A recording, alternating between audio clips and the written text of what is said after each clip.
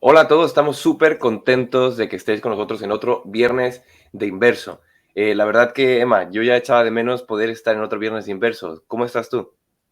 Estoy muy contenta y con mucho ánimo y ganas de que ya empecemos esta lección. Además es que esta semana el título es Jesús, el sacerdote fiel, y vamos a hablar de un tema súper interesante que es estudiar un poco las cosas maravillosas, ¿no?, que el Padre y Jesús hicieron para salvarnos de este abismo que el pecado causó entre el ser humano y Dios, ¿no? Sí, la verdad ¿Qué, es que sí. qué te parece a ti? ¿Qué te parece A mí la esta verdad semana? que me está gustando muchísimo y esta semana la verdad que me gusta mucho.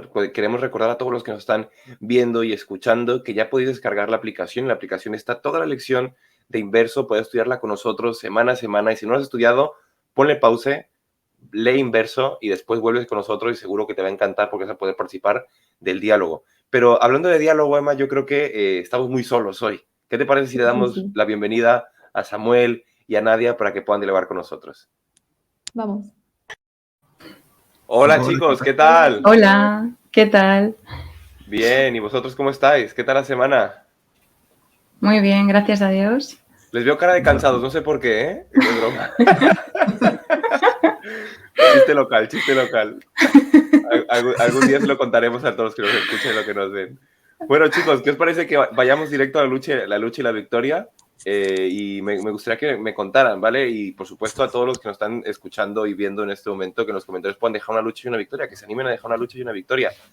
No sé si estamos por romper el hielo y ya en el quinto o sexto programa van a decidir dejar alguna. Así que, chicos, me gustaría que vosotros me contaran una lucha y una victoria y así a ver si se animan las personas que nos están escuchando.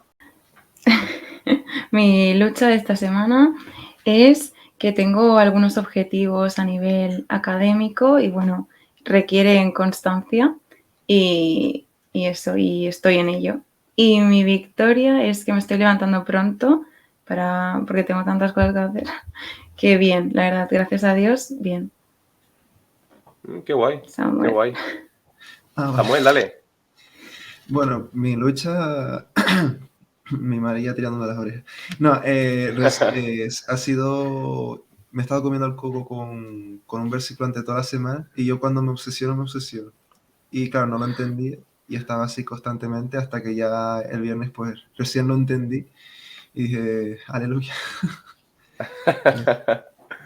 Pero O claro, sea, yo que cuando me eres una obsesiono persona... estoy investigando por horas, entonces ese es el problema. Madre mía. Oye, pues no, lee más la Biblia entonces, Samuel. No te diría que leas menos, sino que la leas más. Así después nos las explicas. Emma, cuéntanos una lucha y una victoria. Vale, a ver, una victoria es que ya estoy haciendo la escuela sabática todos los días.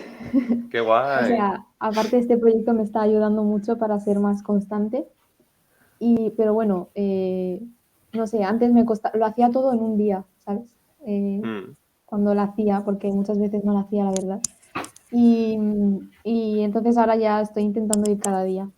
Y una lucha está haciendo un poco tener más, o sea, los horarios de las comidas, tenerlos más organizados, porque muchas mm, veces como eh, en horarios que no debería comer. claro, O sea, no claro, por una dieta estricta, sino simplemente por tener un poco más orden a la hora de comer. claro.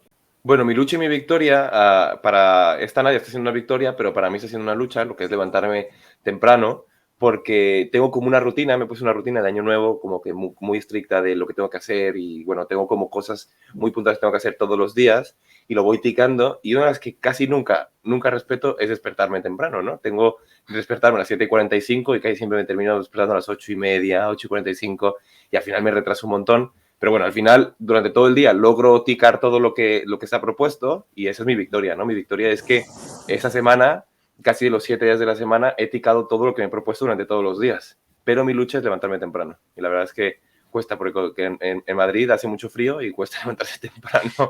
Así que es mi noche y mi victoria, y la verdad que sí que me gustaría empezar a levantarme más temprano y así pues poder hacer toda la rutina como debe ser, ¿no? Al menos pues es eso. Así que nada, gracias chicos y esperamos que el Señor nos pueda ayudar en esas luchas. También agradecerle mucho por esas victorias que nos ha ayudado a superar y también pues a las personas que nos están escuchando, nos están viendo y quieren comentar algo aquí, oraremos mucho por ello y esperemos que el Señor te ayude con tus luchas y con tus victorias. Así que si os parece chicos, vamos a pasar al Interioriza, que es una parte que es muy interesante, que invitamos también a que tú subrayes hebreos con esta metodología. Y bueno, en esta ocasión le toca a Emma, así que Emma nos va a explicar su Interioriza de esta semana. Así que vamos a ello.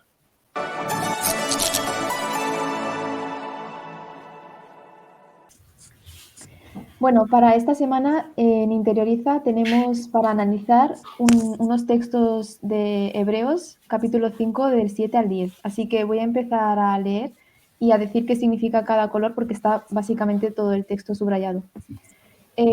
Como veis, el primer versículo está subrayado en verde y hay una primera parte que está en rojo porque al principio no entendía muy bien a qué se refería cuando dijo en los días de su carne y supongo que se refiere al tiempo que Jesús estuvo en la tierra como un hombre, ¿no? A su naturaleza humana, o sea, no a la parte divina. Y después la parte que está en verde la he subrayado así porque, bueno, dice, ofreciendo ruegos y súplicas con gran clamor y lágrimas al que le podía librar de la muerte. Fue oído a causa de su temor reverente. Esta parte me sorprendió bastante, más que sí, o sea, me sorprendió y me llamó mucho la atención porque de repente veo a un Jesús vulnerable, ¿no? Veo a un Jesús que ruega, que suplica, que clama, que tiene lágrimas y, y como que pide que le libre de la muerte, ¿no? Y también dice que fue oído a causa de su temor reverente. Entonces, eso a mí me enseña varias cosas. Me enseña también que Jesús tomaba un tiempo especial para orar y para pasar tiempo con el Padre, y la verdad es que me llamó la atención. Pero por todas las lecciones que se pueden sacar de allí. Y luego el versículo 8 dice, y aunque era hijo, por lo que padeció, aprendió la obediencia. Lo subrayé en azul porque me parece muy, muy importante lo que está diciendo este texto. El hecho de que diga que era hijo nos indica un origen. Y luego, por lo que padeció, aprendió obediencia, a mí me hizo pensar que Jesús, a ver, cuando uno aprende algo es porque está luchando tiene un propósito. O sea, esto nos indica que él tenía un propósito. Y claro, uno lucha por sus propósitos, ¿no? Por sus objetivos. Entonces, claro, se esfuerza, aprende. Y bueno, el habiendo sido perfeccionados, que ya nos vamos al versículo 9, dice, y habiendo sido perfeccionado, vino a ser autor de eterna salvación para todos los que le obedecen. Habiendo sido perfeccionado, lo puse en naranja porque a primera vista como que yo pensé, bueno, eso está por ver, habiendo sido perfeccionado, pero Jesús, ¿acaso Jesús ya no era perfecto? ¿A qué se refiere, no? Pero después, bueno, la lección nos enseña que realmente se refería al sufrimiento, o sea, que el sufrimiento realmente no perfeccionó a Jesús en el sentido de que lo mejoró moral o éticamente, sino que fue perfeccionado en el sentido de que como que el sufrimiento lo cualificó para ser nuestro sumo sacerdote. Luego lo entendí mejor cuando leí la escuela sabática. Y luego lo que puse en violeta vino a ser autor de eterna salvación para todos los que le obedecen. Me parece que es una promesa. Aquí nos habla de la salvación, básicamente. Y luego otra vez en azul, y fue declarado por Dios sumo sacerdote. Aquí nos muestra el propósito. Y esto es importante porque, bueno, pues ya nos revela todo el plan de Dios, ¿no? Y el propósito, bueno, se revela a Jesús como sacerdote y, bueno, el propósito de un sacerdote es mediar entre los pecadores y Dios. Y luego, pues, señala que fue según la orden de Melquisedec, que esto tiene que ver con con el antiguo pacto y el nuevo pacto, que más adelante ya veremos. No sé qué os ha parecido a vosotros este texto y este análisis. Wow. Sí, la verdad es que nos quedamos sin palabras, me gustó muchísimo. Nunca mejor subrayado. Es buenísimo, a mí me gusta mucho cómo lo subrayas y sobre todo la primera parte, ¿no? O sea, donde tú dices que se muestra un Jesús vulnerable y es un Jesús que pidió en ese momento tan crítico en su vida, ¿no? Señor, si puede ser, pasa esta copa de mí, ¿no? Y finalmente él decide ser obediente, decide entregarse a la voluntad de Dios. Y también me gusta mucho que se muestra un Jesús que aprende obediencia. Y eso también me gusta mucho porque es un Jesús que aprende, es un Jesús que se deja enseñar, es un Jesús que escucha a su madre, que escucha al medio, ¿no? Es un Jesús que va aprendiendo y que va creciendo progresivamente, ¿no? Y eso yo creo que contrasta mucho nuestro concepto de perfección, que nosotros pensamos que ser perfecto significa no equivocarse nunca, saberlo todo y estar completos. Y el concepto de perfección hebrea era diferente, era una persona que tenía por aprender, una persona que estaba entregada en el camino de Dios, una persona que estaba totalmente concentrado en obedecer al Señor, ¿no? Entonces, y no tiene nada que ver con estar completos, sino más con ser personas que saben que tienen mucho, aunque sabemos que Jesús tenía mucho para aprender, y eso es bonito, ¿no? También saber que Jesús aprendió y aprendió obediencia, eso es, no sé, al menos a mí me impacta mucho. Sí.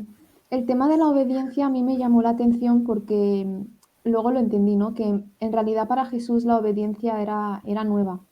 ¿Por qué? No porque Jesús fuera, o sea, él aprendió la obediencia no porque fuera desobediente, sino porque como era Dios, como era soberano del universo, pues Jesús no obedecía a nadie, sino que todos le obedecían a él. Entonces, como que de repente Jesús está aquí y tiene que aprender a, no sé, conceptos nuevos y cosas nuevas. Entonces, por eso lo de la vulnerabilidad, ¿no? También, porque de Sí, muy bueno. repente me pongo en su lugar y es como, wow, es que realmente estaba aprendiendo todo el rato cosas nuevas. Muy bueno, muy bueno. A mí me encanta esa parte y la parte que has puesto en verde porque Jesús tuvo una relación con Dios aquí que realmente nos da ejemplo, ¿no? De cómo deberíamos nosotros estar siempre, ¿no? Tan cerca de Él y contarle y suplicarle y pedirle y agradecerle, ¿no? Y de la manera en la que Él dedicaba tiempo a Dios es como impactante, ¿no? Lo cerca que estaba y que era constante, me parece súper bonito. A mí una cosa que me llamó mucho la atención fue lo que dijo Josías, fue justamente cuando decía la perfección hebrea, ¿no? Es decir, en nuestros días se considera eso ser perfecto como que uno ya lo sabe todo y nadie le puede decir nada, tal. Sin embargo, por ejemplo, me recordó bueno, cuando Pablo dice, ¿no? Que no digo que ya sea perfecto, pero sigo en la meta, ¿no? Y sin embargo, justamente después dice, los que ya somos perfectos. Entonces parece que perfecto es que tú escalas una montaña y luego te das cuenta que hay una montaña mucho más por encima de ti que tienes que seguir escalando hasta la perfección máxima, que solamente será cuando Cristo vuelva, y aún ahí seguiremos conociendo más y más de Dios, ¿no? Y bueno, eso era algo que quería añadir. Sí, muchas gracias, chicos. ¿Qué os parece si pasamos ya a profundizar más en la lección con preguntas? Vamos a ello. Vamos allá.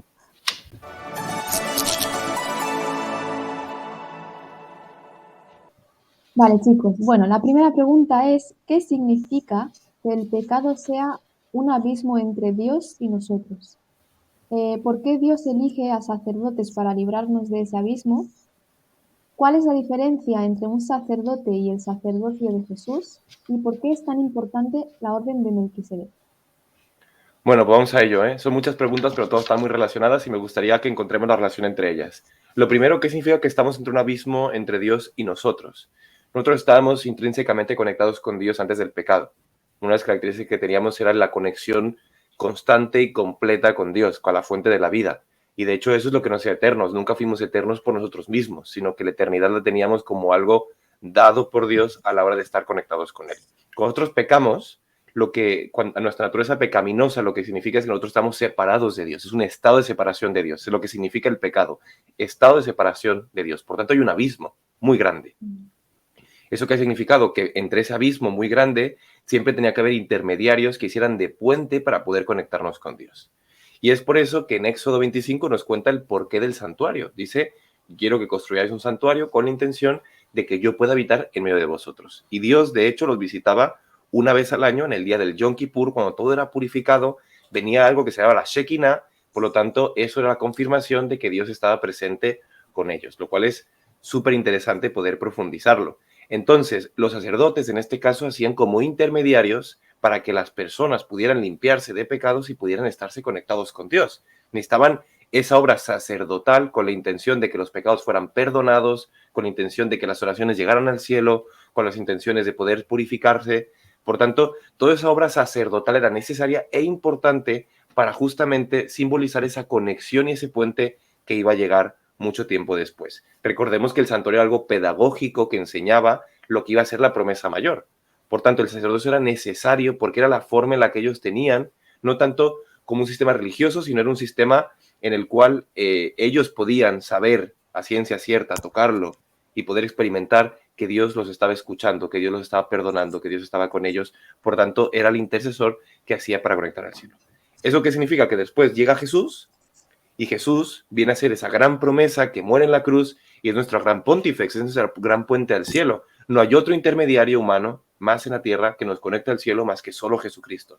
Solo Jesús nos puede conectar porque es nuestro sumo sacerdote. Él es el que hace la unión cielo y tierra y por medio de él y por medio de su nombre podemos estar conectados con Dios. Y de hecho, por medio de su obra sumo sacerdotal podemos también recibir al Espíritu Santo para que nos purifique. Al contrario, por la obra purificadora de Jesús podemos recibir al Espíritu Santo con la intención de que nos limpie y con la intención de que nos pueda convencer de pecado, justicia y juicio. ¿Y por qué la orden de Melquisedec? Y eso es muy importante poder explicarlo, porque la orden de Leví era una orden de sacerdotes que nacen justamente de la familia de Aarón, y a partir de todo esto, nosotros podemos tener sacerdotes que ministraban en el santuario constantemente y solamente lo que era la tribu de Leví estaban dedicadas a lo que era el sacerdocio del santuario y demás. Y después hay un personaje muy interesante que lo encontramos en Génesis, que más o menos en Génesis 16, 17, 18, 19, por ahí, encontramos a Melquisedec, y Melquisedec es un sumo sacerdote que aparece de repente, al cual Abraham le da diezmos, al cual Abraham está con él, y esa es la orden de Melquisedec, la que tiene Jesús. Entonces, esto es muy llamativo, porque no es la orden de Leví, porque en realidad Jesús ni siquiera era de la tribu de Leví. Entonces no podría ser sacerdote Jesús, era de la orden de Melquisedec, que es una orden divina, es una orden diferente, es una orden que podemos comprender lo que era diferente a la de Leví. Por lo tanto, eso conduce a Jesús a ser sumo sacerdote y estar alejado de lo que era la tribu de Leví y por lo tanto también simbolizar que en realidad él tenía otra tribu y a partir de eso también tenía otra forma de poder representar el sacerdocio, ¿no? Una forma completamente diferente, alejarlo un poquito de nosotros. Y esto nos trae muchas reflexiones, muchas reflexiones, ¿no? Porque para empezar, la obra sacerdotal de Jesús es una obra específica y especial sacerdotal, es una obra celestial, no es una obra terrenal.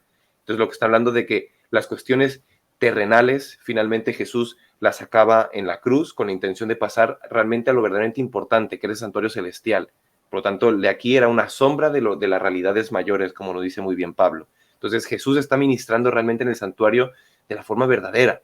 Lo que se hizo aquí en la tierra era algo pedagógico para señalarnos a Jesús y para que las personas con fe pudieran confiar en el Cordero que iba a venir mucho después, en el sumo sacerdote que iba a venir mucho después. Por tanto, el sacerdote que es sumo sacerdote, que es Cristo Jesús, rompe ese abismo siendo nuestro puente hacia el cielo. Entonces podemos estar conectados con Dios a través de Jesús y a través del Espíritu Santo.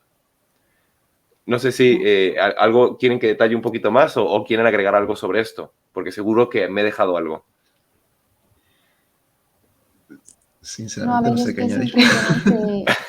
Es impresionante todo lo que ha montado para poder, al fin y al cabo, conseguir quitar ese abismo del que se habla en la primera parte, ¿no?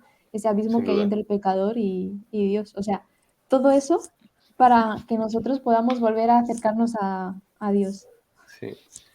Y sobre todo la pedagogía, ¿no? Que utiliza Dios con la intención de hacernos reflexionar y hacernos conectarnos con Él. No sé, eso a mí me llama muchísimo la atención, que es muy pedagógico Dios, muy pedagógico, y que busca que podamos aprender. De hecho, el Shemau, que es Deuteronomio 6, es muy interesante, donde habla de poner, o sea, de hablar el mensaje de amarás al Señor tu Dios con todo tu corazón, con toda tu mente y con todas tus fuerzas, y dice, y lo repetirás a tus hijos, y lo repetirás en el camino, y lo pondrás sobre tus puertas, y lo atarás en tu mano como señal, y lo pondrás en tu frente. O sea, Dios está buscando pedagógicamente, nos conoce, y sabemos que somos seres que tenemos que estar repitiendo constantemente con la intención de que aprendamos cosas. Por tanto, por eso el santuario era algo interesante. Oye, veía un cordero, y la idea era que el santuario era disuasorio, o sea, querían que se alejaran del pecado.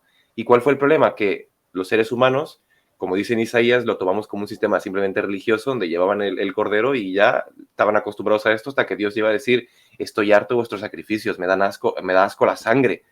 No habéis entendido nada, la idea era alejaros del pecado, no que lo tomarais como un comodín para pecar. Entonces, esto nos tiene que traer mucha reflexión, ¿no? Cómo la obra de Jesús tiene que ser algo que reflexionemos todos los días para que justamente ese gran amor que nos ha tenido Él y esa muerte en la cruz que tuvo, oye, nos aleje un poco de a veces de equivocarnos, ¿no? Y de resistir la tentación en su nombre. A mí me gusta cuando hace referencia, o sea, cuando se nombra sumo sacerdote, ¿no? Y hace referencia a los dos sacerdocios previos, ¿no? O sea, lo que has dicho, tanto Melquisedec, ¿no? También el sacerdocio levítico, porque por un lado fue un origen aparte del que Dios dio en la ley del Sinaí, ¿no? O sea, como Melquisedec, pero por otro lado también tenía similitudes con el sacerdocio levítico, porque hacía sus ofrendas, ¿no?, para satisfacer la ley de Dios, y de esta manera como que da ejemplo de cómo el origen no importa, ¿no? No importa de dónde vengas, que no importó, ¿no?, el origen de dónde venía Jesús, que se transformó en nuestro sumo sacerdote. Y es muy importante cómo rompe otra vez las barreras que nosotros mismos ponemos como humanos, de tanto de cultura, etnia, religión o lo que sea, que Jesús es sacerdote para todos.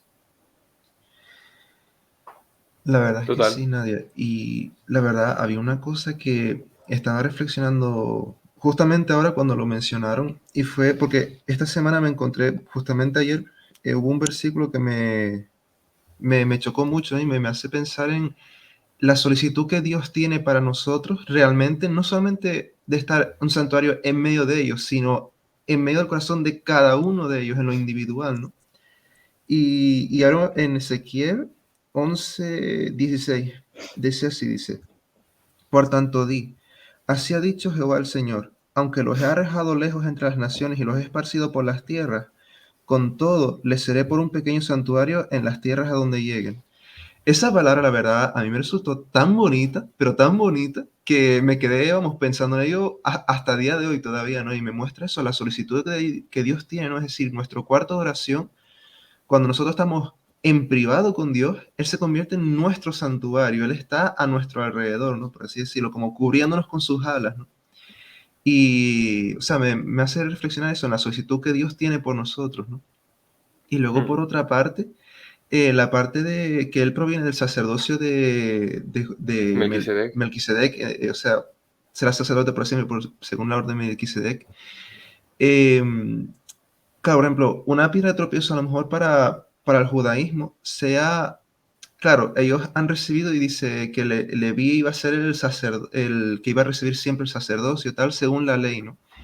Pero claro, nosotros, porque hay un concepto quizás erróneo acerca del cristianismo, es que creen que aceptamos el cristianismo simplemente porque Jesús vino y lo dijo y ya, sin mirar lo que ya está antes escrito, ¿no? Pero realmente cuando nosotros miramos lo que está escrito es que, por ejemplo, de Judá tenía que venir el rey prometido.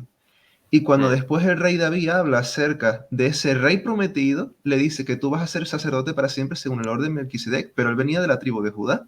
O sea, tenía que venir por la tribu de Judá.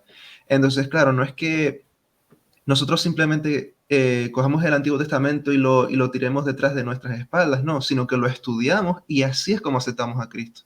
Era por hacer un matiz porque mucha gente Sí, creo que no, lo muy piensa, bueno. ¿no? Que tiramos el Antiguo Testamento a nuestra espalda. Y eso. Totalmente, muy bueno, muy bueno, muy bueno. La siguiente pregunta a mí me gusta mucho, nos habla justamente de esto, cuando dice Jesús se le nombra sumo sacerdote, y eso implica cambios, ¿vale? O sea, que al nombrarse sumo sacerdote implica cambios. ¿Por qué el sacerdocio de Jesús cambia la ley sacerdotal y sacrificial? ¿Cuáles son esos cambios y qué implica eso para nosotros, ¿no? O sea, ¿qué cambia y qué implica? Pues esto lo acabamos de hablar, ¿no? Que Jesús no venía de la familia propia sacerdotal, ¿no? Que tenían ya instaurada, sino que venía, pues tenía otro origen.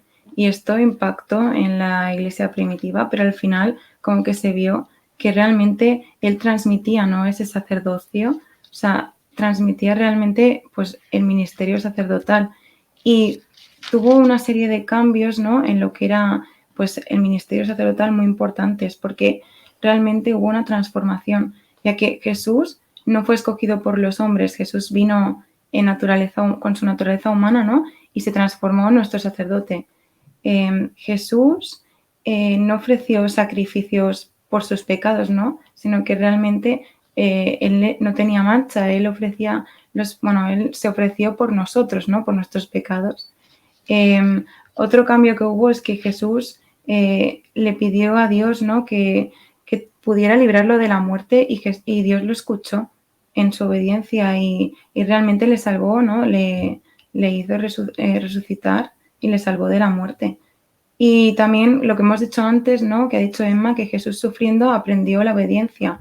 Y realmente lo que ha dicho es verdad, que él aprendió la obediencia no porque fuera desobediente, sino porque él es Dios, ¿no? Él no tiene que obedecer a nadie, somos nosotros quienes le tenemos que obedecer a él y aún así él aprendió obediencia, que muestra una vez más pues cómo se humilló, ¿no? Y cómo dio todo por nosotros.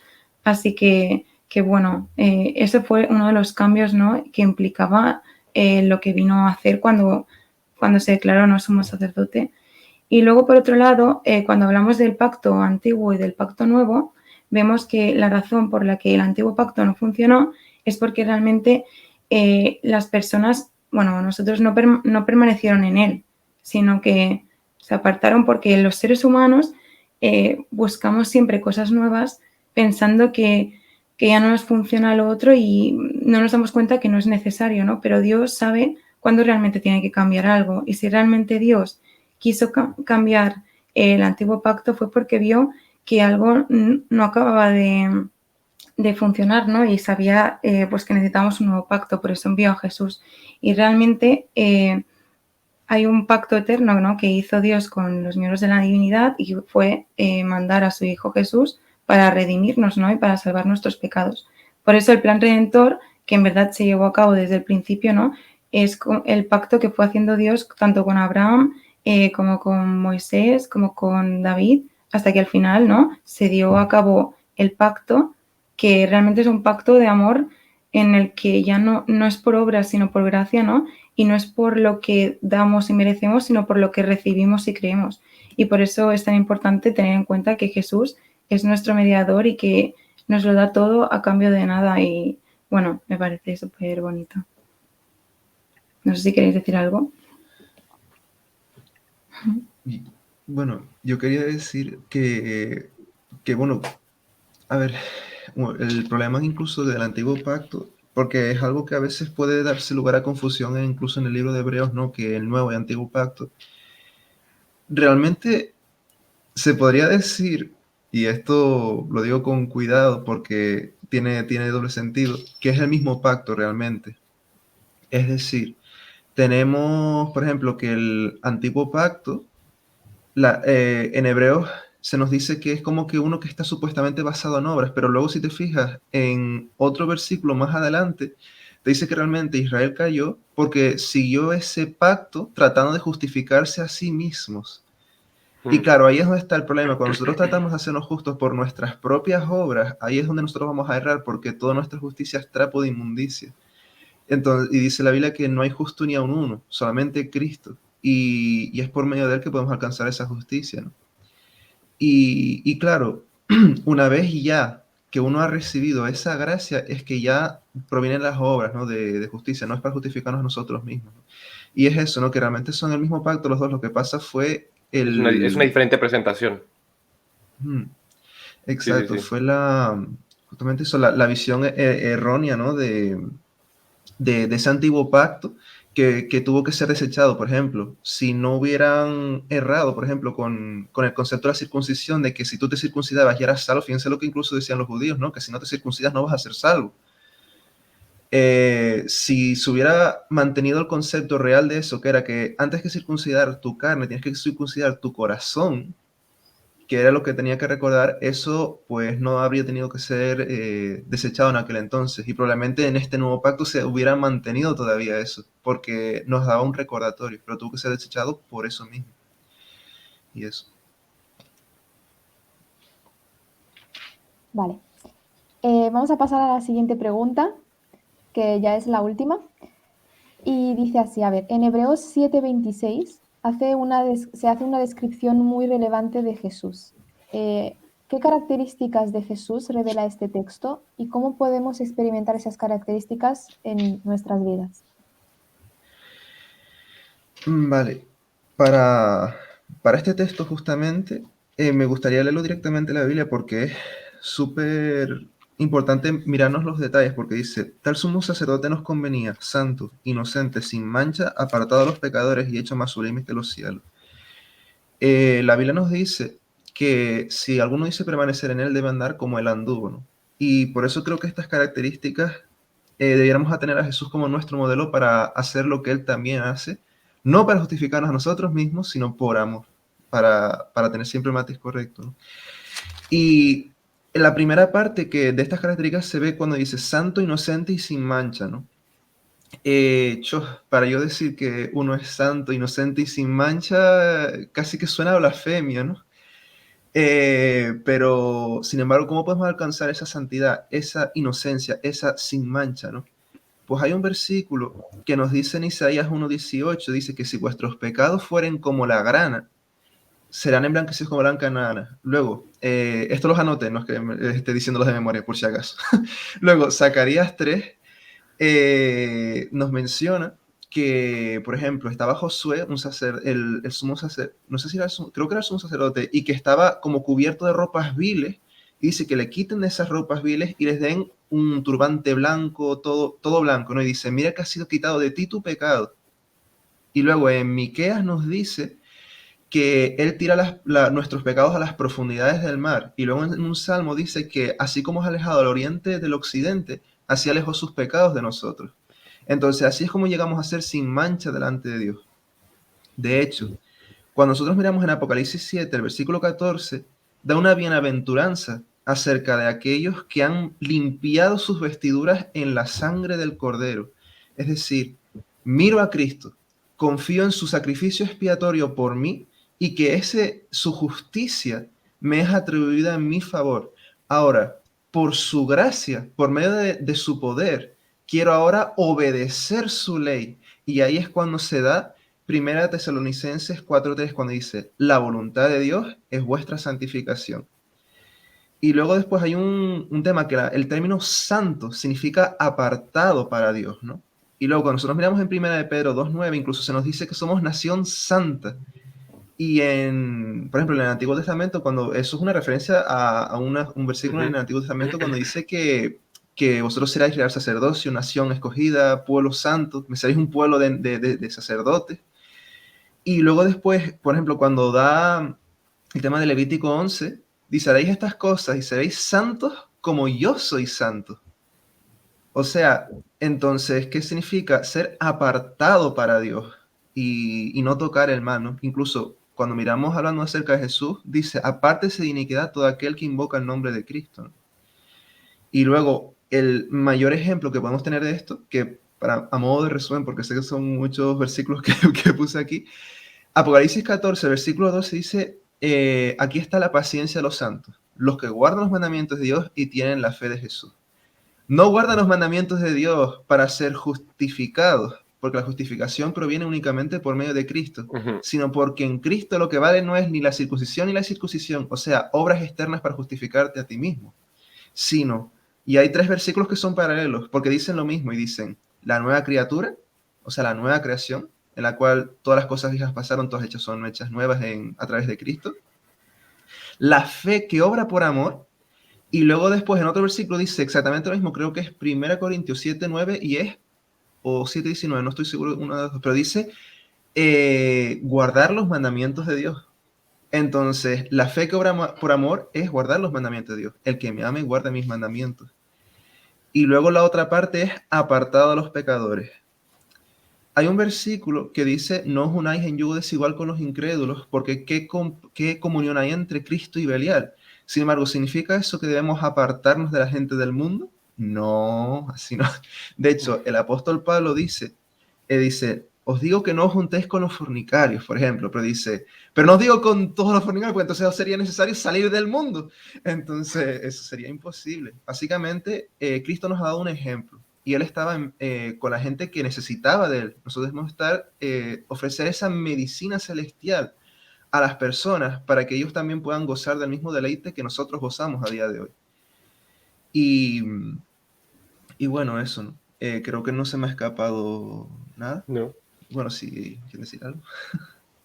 Me gusta mucho cuando nombras, o sea, sobre todo la última parte, cuando has dicho eso de que no debemos apartarnos de este mundo. O sea, sí que necesitamos todas esas características en nuestra vida y Jesús es nuestro ejemplo, pero el hecho de encontrar un equilibrio y saber convivir y saber, porque a ver, es que estamos en este mundo de pecado, o sea, que, vale, ¿cómo eres santo sin... No te puedes ir al monte y vivir tú solo ahí, ¿sabes? No te puedes apartar de las personas.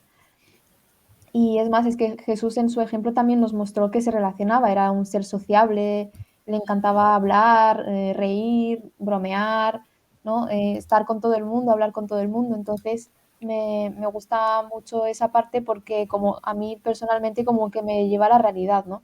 A veces cuando leo todas esas cosas sobre Jesús, me parece inalcanzable para mí tener todas esas características porque es como, buah, es que madre mía, es que claro, es que es la perfección.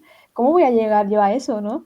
Y, y no sé, ver esa parte de Jesús humana me hace, claro, claramente me hace identificarme con él, ¿no? Entonces me hace pensar que, bueno, que es difícil encontrar el equilibrio, pero no es imposible. Y me gusta ver esas dos partes de Jesús, no solo la Total. parte súper perfecta, sino la vulnerable, la humana, la que te enseña que sí que se puede. Sin Me duda. gustaría añadir una cosa además porque justamente lo que acabas de mencionar es algo que creo que es hermoso y es esto. Sentirnos desesperados al mirar a Cristo. Creo que eso es lo mejor que nos puede pasar. Fíjense la contradicción.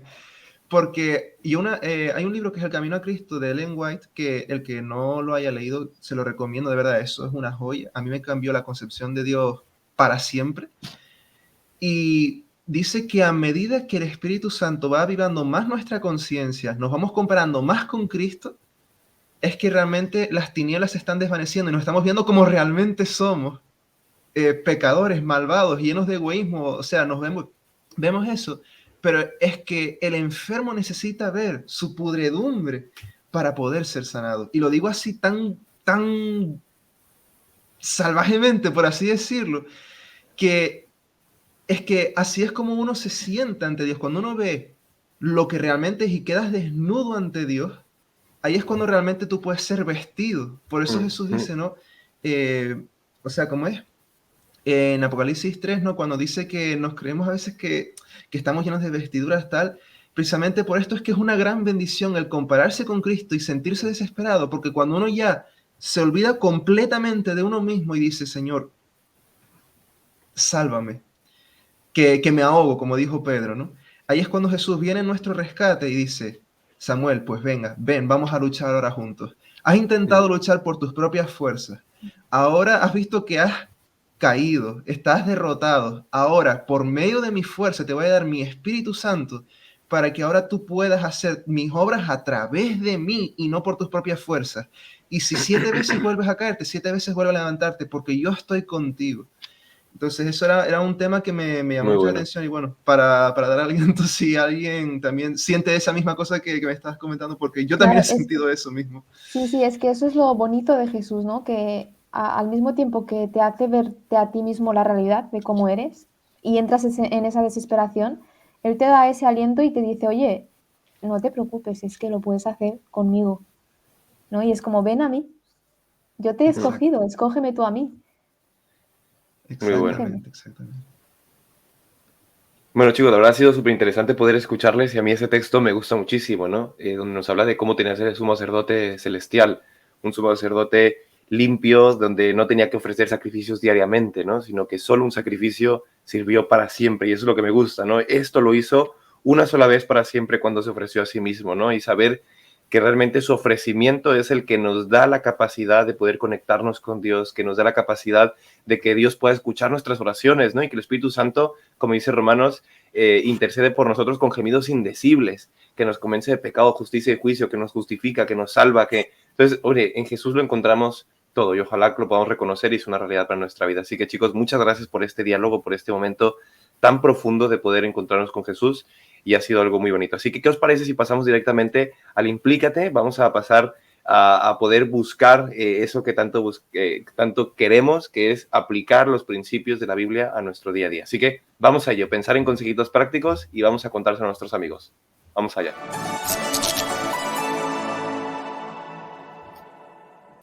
Venga, comienzo yo, ¿vale?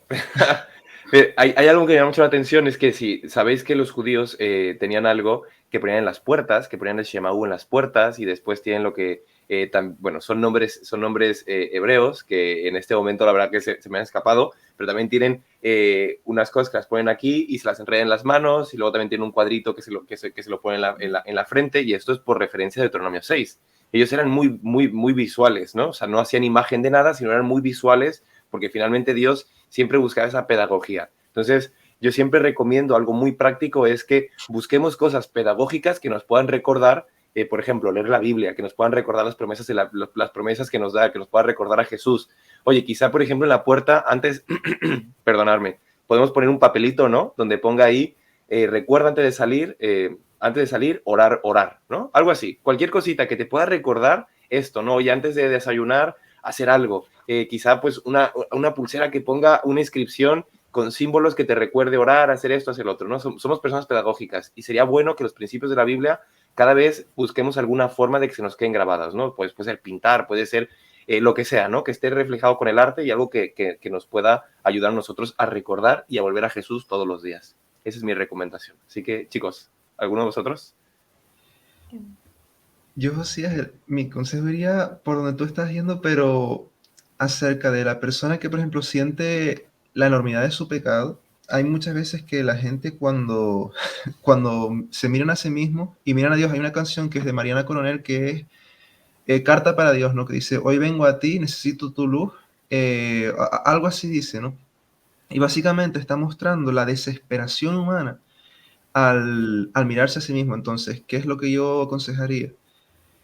Es tomar los versículos de la Biblia como un muro de versículos que te fortalezcan, ¿no? Y cuando tú veas la enormidad de tu pecado, te acuerdes y mires el sacrificio de Cristo, que Él realmente estirpa el pecado del alma y lo tira a las profundidades del mar, y que así, pase lo que pase, pues si te acecha el ser humano, pues tú miras a Cristo. Si te sientes desesperado porque te recuerdas tu pasado y te está matando por dentro, miras a Cristo otra vez, porque realmente Él es la sanación del alma y aquel que sana todos tus pecados, ¿no? Y bueno, era algo que quería Muy recomendar porque bueno. creo que es muy útil, ¿no? El Sí. recordarnos las promesas de Dios precisamente cuando Satanás nos va ahí a molestar. ¿Nadia, Emma? Pues yo recomiendo, bueno, conocer más a Jesús, ¿no? En el libro de El deseo de todas las gentes de Elena de White es uno de los libros, ¿no?, que más habla de Jesús, de su vida aquí en la tierra, ¿no? Y realmente da una ampliación, ¿no?, a lo que en la Biblia sale, que te ayuda a ver cómo era Jesús, ¿no?, con las personas y realmente, pues yo aconsejo eso, que lean este libro y que tengan a Jesús presente cada día y como ha dicho Emma, ¿no?, que tengamos en cuenta la vida humana que él tuvo y cómo tuvo que afrontar tantas pruebas, ¿no? Y siempre de la mano de Dios, y que tengamos en cuenta que Jesús es nuestro mediador y que nos ayuda siempre. Muy bueno. ¿Emma? Vale, yo diría, a ver, a mí hoy lo que más me ha hecho reflexionar ha sido pensar en todo el esfuerzo que el cielo, ¿no? Que Jesús ha hecho para poder recuperarnos. Y el hecho de que nos haya escogido, bueno, a mí me hace sentir súper especial. Entonces pensaba, yo elijo a Jesús todos los días, porque Él a mí ya me ha elegido y me elige todos los días. Y no sé, como que de repente pensé, ¿cómo estoy haciendo yo sentir a Jesús? ¿No? O sea, a mí que no me elija, igual me hace sentir mal. Vale, pues no sé si estoy haciendo lo mismo con Él todos los días. Entonces, mi consejo para mí misma y para todos sería elegir a Jesús todos los días. Y eso implica tomar un tiempo especial para pasar con Él todos los días. Un lugar especial, ¿no? Un, no sé, un momento especial donde solo estés Mm, tú y Él y qué donde, bueno, donde tú puedas hacer sentir especial a Jesús, no solo esperar a que Él te haga muy sentir bueno, especial a ti. muy bueno. Muy bueno, muy bueno. Oye, chicos, muchísimas gracias. Ha sido un programa que a mí me ha gustado mucho, poder ver a Jesús como sumo sacerdote fiel hacia nosotros y poder verle que Él nos comprende en todo, ¿no? Como dice Hebreo. Así que, chicos, muchas gracias por estar aquí en este momento, por dedicarnos a este espacio de Inverso, por estudiar y ayudarnos en la profundización de Hebreos. Así que nos vemos la próxima semana. Muchas gracias, Samuel, Nadia. Que vaya muy Adiós. Hasta bien. luego. Adiós.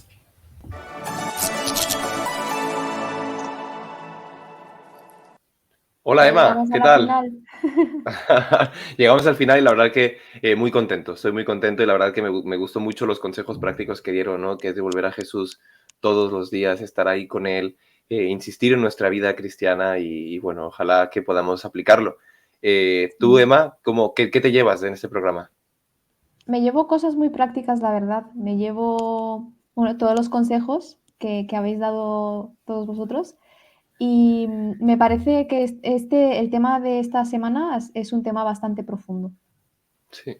Así que Me invitamos a quedo con nuestros eso. amigos que nos están viendo y que nos están escuchando a que puedan, si no han estudiado inverso, quizá esto les entre las ganas de poder estudiar inverso y poder en un día, ¿no? Leerlo todo y poder ver, ¿no? La profundidad, porque quizá nosotros nos dejamos cositas y quizá vosotros si vais hebreos, si vais inverso, encontréis cosas que os van a gustar un montón y que van a ser muy, muy, pero muy útiles. Así que, Emma, la próxima semana tenemos un tema muy interesante, Jesús, el ancla firme, ¿no? Hay una canción Ujú. que me encanta que habla sobre esto y ojalá podamos elegir a Jesús como nuestra ancla. Así es. Pues nada, Bueno, nos Emma, vemos pues la cuídate semana que mucho viene. y nos vemos la próxima semana, el próximo inverso. Un Hasta luego, abrazo. chicos. Adiós.